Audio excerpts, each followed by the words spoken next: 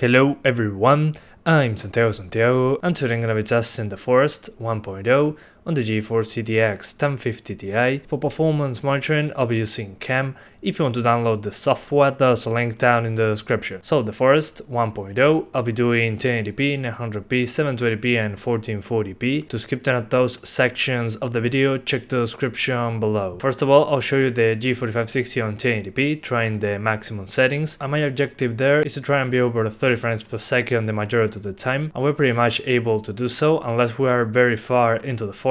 We can sometimes drop into the 20s, but it's not really a big problem. It only happened once in like 30 minutes of play. Then I lowered the settings, trying to stay as close as possible to 60 frames per second without losing much quality, because on this game if you lower the settings to the minimum, for example, it really destroys the look of the game. It looks significantly worse, so I'm trying to do a balance of performance and quality. Then I switched to the i3 8100 and I do the same on 1080p, the same 30 and 60 FPS configurations. After that I dropped to 900p to show you one configuration to be over 50 frames per second. You can usually be over 50 frames per second the big majority of the time, so I didn't think that showing you one with the maximum settings made sense, because it was a 5 FPS difference or something like that. And then on 720p I show you the maximum settings, and that's enough to be over 60 frames per second without a problem. So yeah, 720p max settings is over 60 frames per second. And finally at 1440p I just show you a 30 FPS configuration, because 60 frames per second constant was pretty much impossible. The GPU is not enough, so just try to get the best visuals possible without dropping below 30 frames per second. This game was made using Unity and it's been on early access for a while. I remember when I played the first version.